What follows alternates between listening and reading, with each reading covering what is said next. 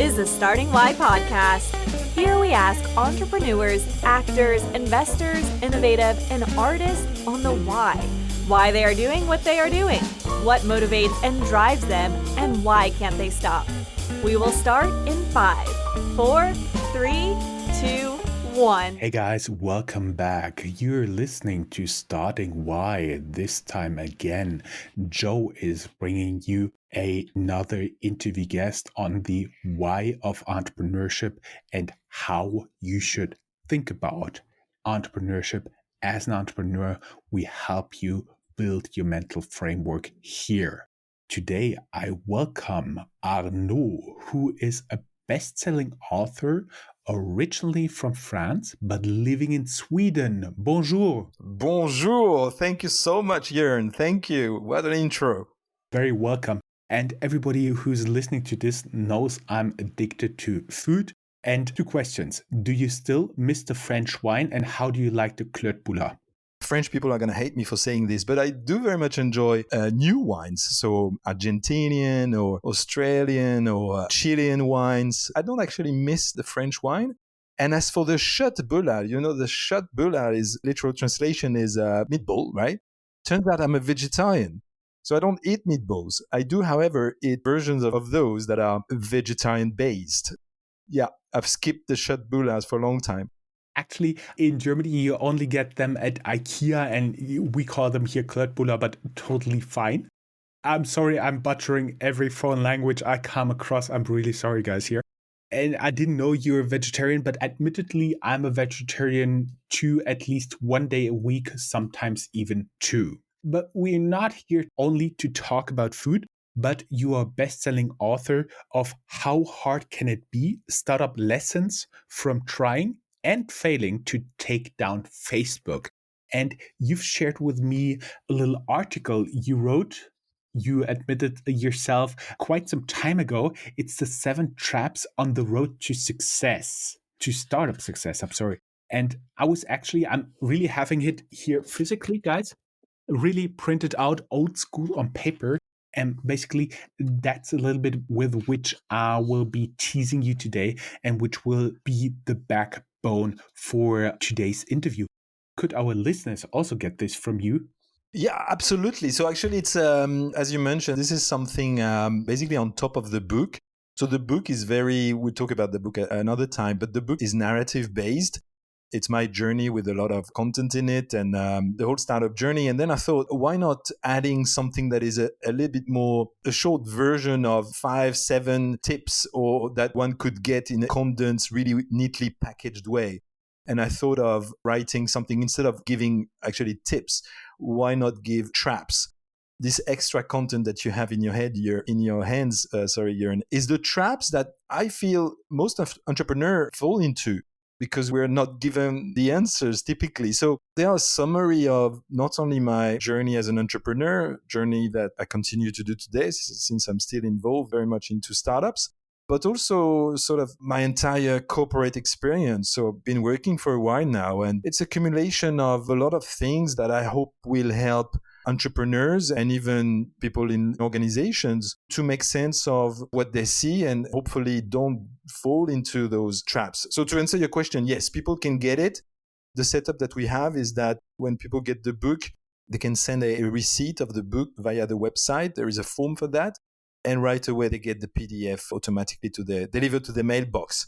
I hope people will love it. That is really, really good. We will link, of course, your website and your LinkedIn profile down here in the show notes as well. Before we get into the specifics of these 7 traps, can you first tell us a little bit a broad overview of what your journey was you kind of retell in your book and how it would sound for an entrepreneur? So the book is really typical of the kind of book you would get as an entrepreneur. I mean, as you know yourself, typically one can only get a book that tells you about either success, so the great story of how someone made it.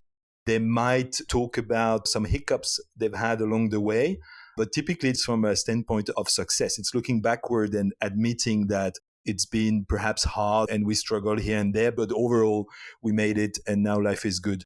So that you either have that kind of book, or otherwise, the books that you can find for entrepreneurs are mostly ABC types of book, the 1, 2, 3 silver bullets to make it to your final destination, hopefully a successful one.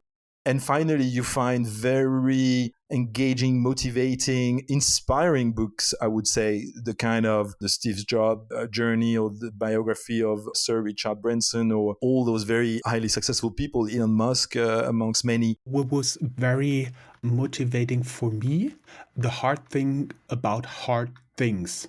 Right. Yes, indeed. What did you think of it? I really liked it and it made me laugh quite often. Yeah, it is indeed. Luckily, we have quite a similar title. So sometimes people interestingly want to talk about that book you mentioned and they say, how hard can it be?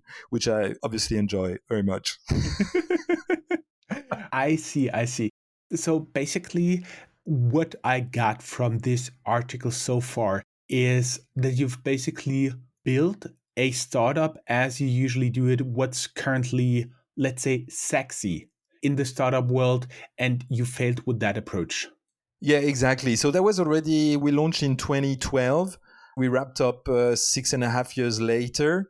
And as I was saying, we wrapped up we did a small exit. We sold the platform, but eventually, from my own perspective and the perspective of the founding team, it was a failure. It was a failure in that sense that we didn't reach the expectations that we had. We didn't meet those expectations. So I call it a failure, and we will talk about that, I'm sure. But to some extent, there was a lot of success in it. But what I want to show is that it's hard, and the numbers, 9 out of 10 startup fail. And yet that story of failure, quote unquote, is not so much told. And it leaves us with a sour taste in our mouth, this idea that, either we're unworthy of doing the journey because we fail and we take it on us that maybe there's something wrong with us. Maybe we're incapable of doing this. Maybe others know better than we do. And that I think is a shame because there's so many factors that may lead you to success or not. And in our own story, own journey, on paper, everything went okay. We did have plenty of successes. We did have a nice valuation. We raised money several times. But then in the end, we couldn't really scale. And that story, which is the story of most people out there, because again, 90% of us will fail, is not told. And I think for everyone's own, life and building continue to live post that failure, it's important to talk about this. It's important to recognize that this shit is hard and it's okay to fail in a way. So yeah, that's the whole book and the whole journey. So to your question, we did at that point something that was, we thought, sexy. At that point, 2012, everybody was talking about social networks. So that's what we built. We built a social network, initially B2C social network. So we went against Facebook. And eventually, because we couldn't make it, because we're B2B people, we're management consultants, we had to turn the whole business upside down and ended up with a internal social network. So one towards organization, something that we actually knew about. So yeah, it was sexy then, maybe not so much now.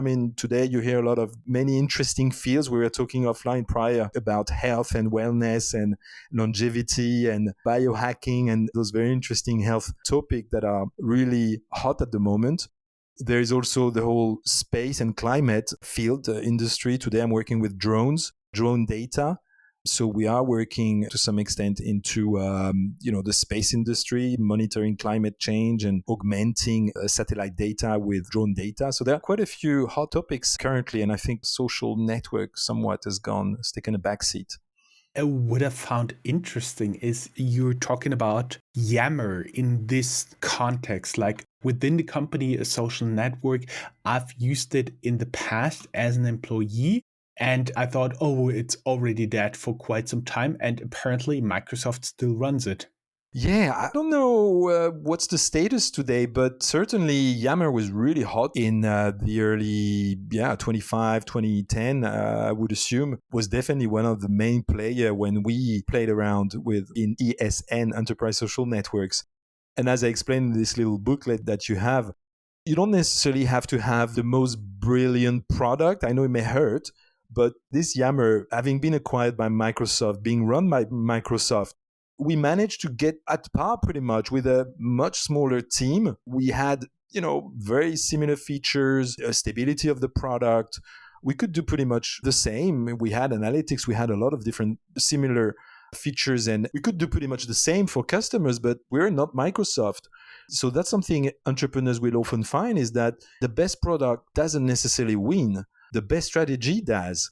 And so when you are a small player and you compete with the big monster like Microsoft or IBM or whichever industry you're in, and you're competing with the leading players, it turns out that their strategy is often better than yours because, well, you have nothing, you just started.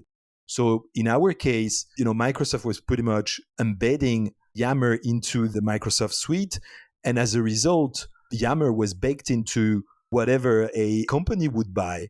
And so it's not that we could come in and say, well, you should add some more money and use our product, which is on par with that of Yammer, because, well, they already had something which they didn't have to pay for. And whether they used it or not didn't make really any difference for the corporation buying the product.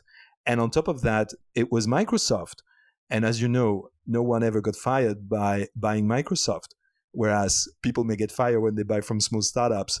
So it's very difficult to penetrate a new market that is already mature with big players having their fingers in all pies, so to say. So that's something I debate in that extra ebook that you have.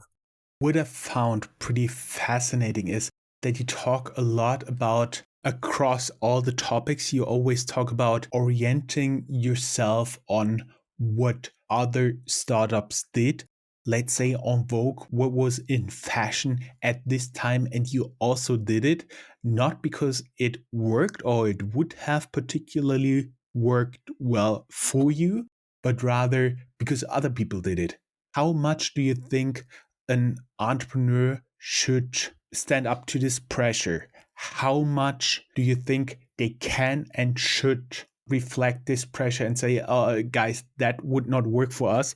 Because right now, all the hype has been chatbots and explainer videos and so on and so forth. And for example, I still get at least one request a month for making explainer videos for my product. And then just to try out if this person writing me a message actually looked at my website, I write back, oh, I'm an audio only podcast. Guys, what does an explainer video help me? And I haven't ever heard anything back that completely kills the conversation. Because they don't look at you. They just mail out everywhere, guys, this is the hot new stuff you need to do. But it does not always make sense. Correct. That's a brilliant question. There are many level answers I could give you. I mean, I think the first one, when it comes to you and deploying your own startup, I mean, you've got a podcast called Starting Why. I think you really need to start with your why. I'm not the first one saying this. Obviously, Simon Sinek talks about starting with why. Another, like Martin Luther King didn't launch his speech with, this is how we're going to do it. He had a vision. He had a why. He knew why things ought to be done. And then figuring out how was another thing. So I think you need to start with what you believe. So now I'm talking about your core, right? What you go to market with.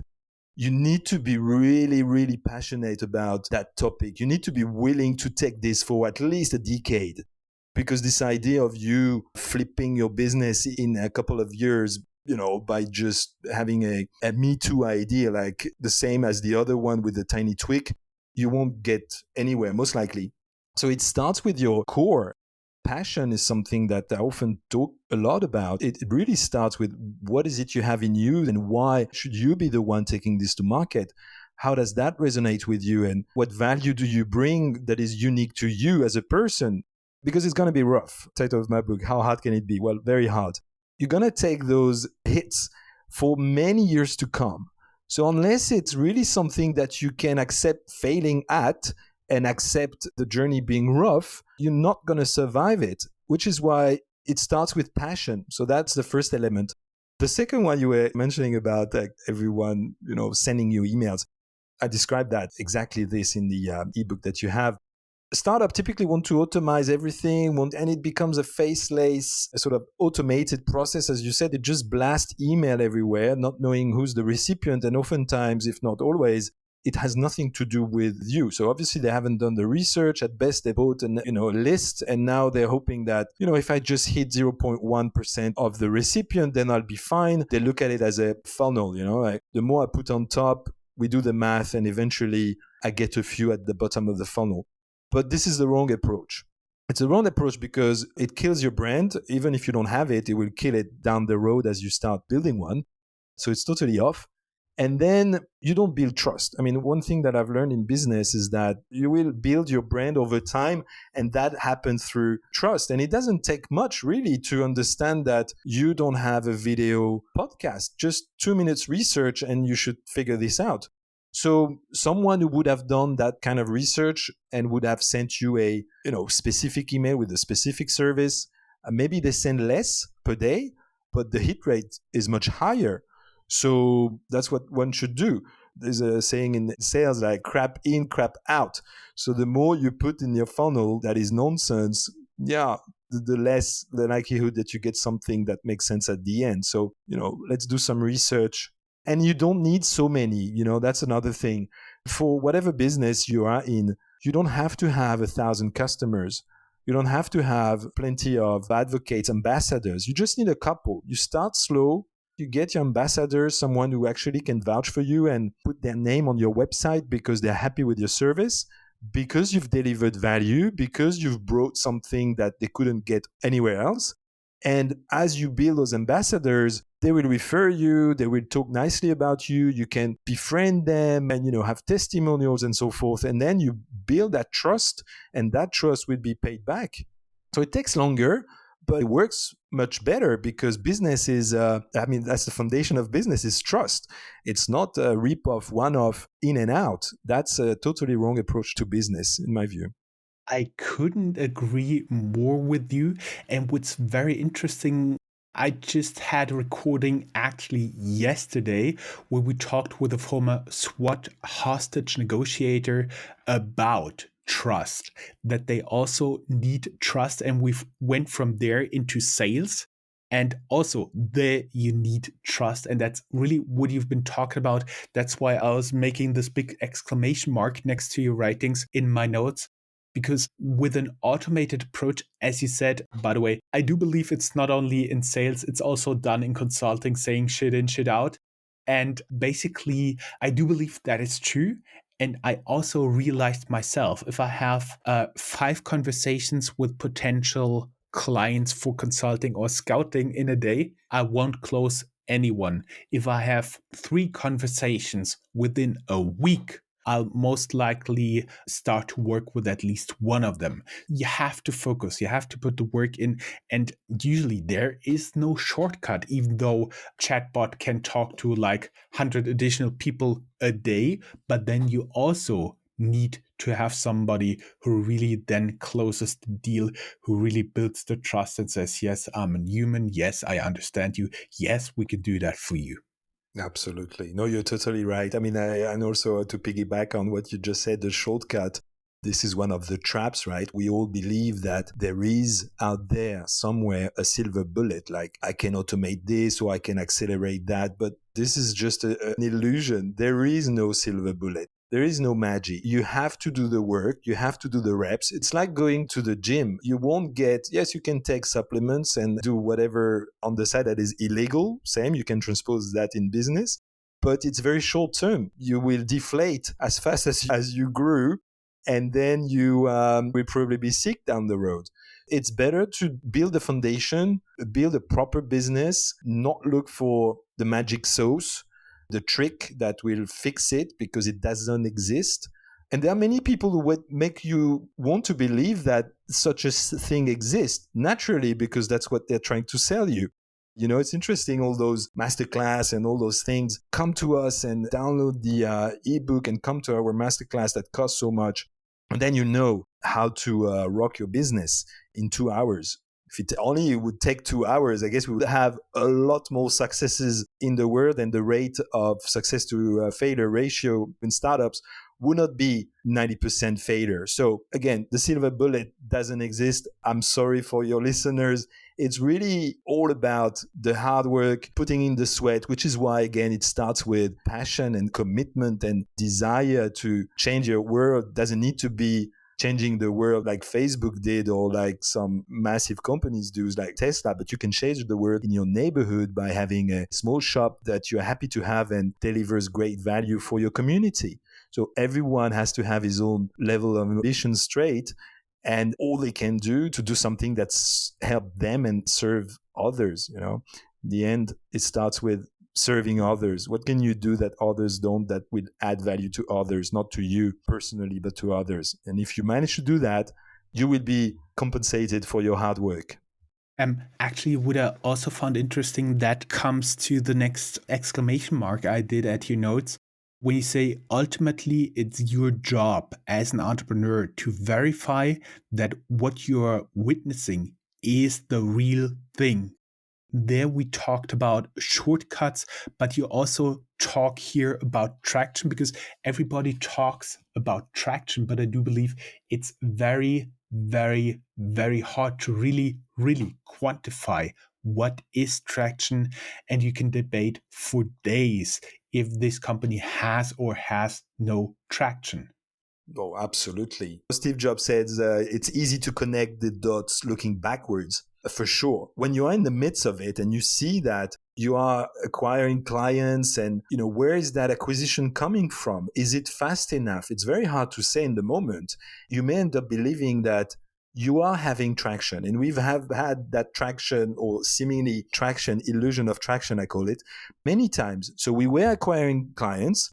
We moved from B2C to B2B. So in the first instance, as we were a B2C company and we work with celebrities, I mentioned that we had celeb traction. We did, because we were signing up celebrities to help us support the social network that we had built. But the numbers of users that we would get as a result of the celebrities that we would bring onto the platform to help us get those new users like you and I would not correlate. So in fact, it didn't matter really how many celebs we would bring in, the correlation was off. So then you can exhaust yourself in bringing celebs and working with them, and it's quite tricky to do so. But if what you're looking for initially, in our case, was number of users, just like you would on Facebook, if that is not growing, then you're having the wrong traction. Then the celebs is not something you should spend your time on. So that was one learning when we were doing B2C. Then sort of similar thing happened when we were working towards B2B. We had client traction. So we were acquiring clients, we were delivering the service/product that we were offering. But perhaps over a year, it looked okay because we could deliver what we would sell. So we had enough time to acquire a new client, customize the product, deliver the product, clients would be happy. The problem started to happen when we were looking for more clients that we could chew on. That is a trick, because if you acquire a client that you can't serve because you have a small team, and you realize that the only way to serve those clients, those extra clients that you may be getting, is to staff up, to get more personnel inside your organization, more employees, then perhaps it becomes unsustainable.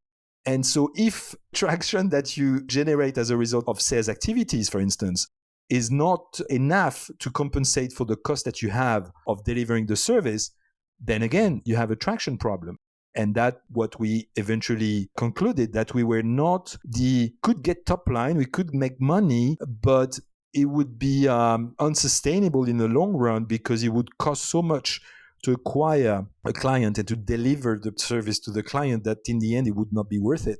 So traction is really key. And when is it that you have it and when is it that you don't? And how is it generated? Is it because you actually have something that is awesome and a great product that people love and are happy to talk about?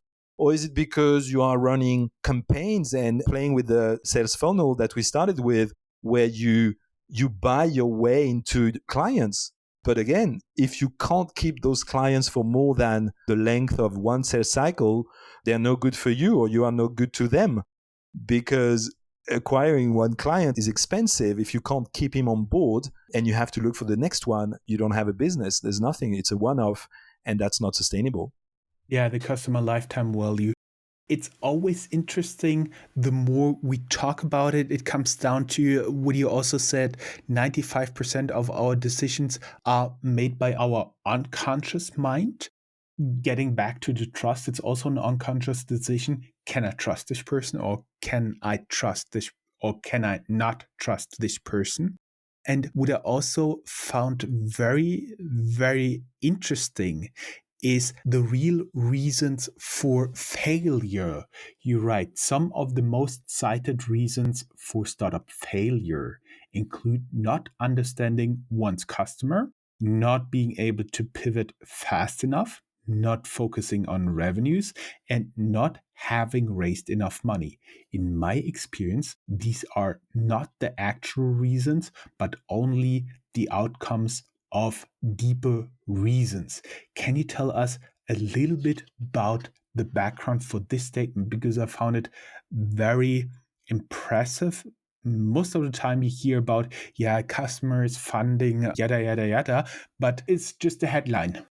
Yeah, no, absolutely. I mean, most of the time you put the reason onto someone else, right? It's never your fault, typically.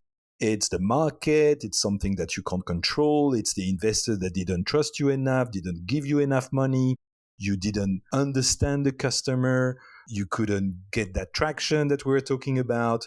I mean, you can find a zillion reasons why you are failing, but it's never your fault.